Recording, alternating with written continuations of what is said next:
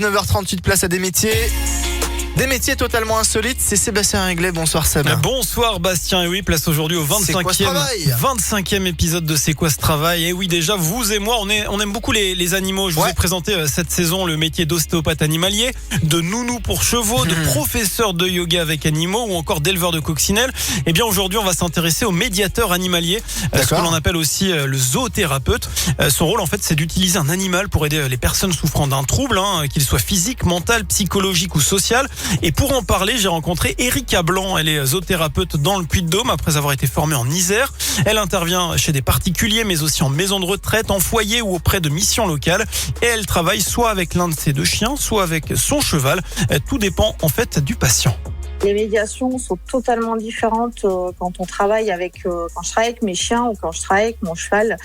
Le cheval, c'est vraiment l'animal miroir qui renvoie des choses extraordinaires.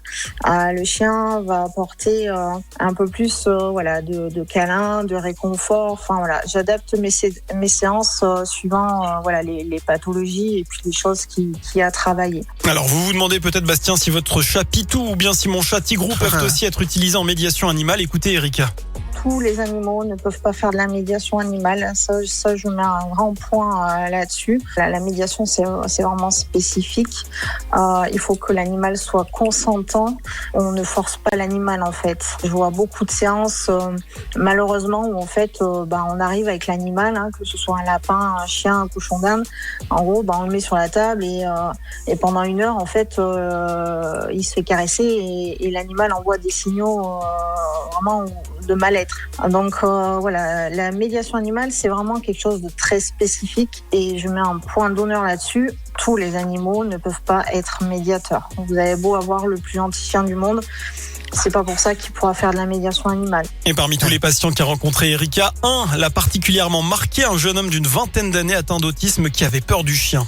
On est parti de très très loin. Et en fait, en ayant des séances régulières, sur la dernière séance, il a pu tenir ma chienne en longe. Il a caressé la chienne, il a eu des émotions et des interactions avec la chienne.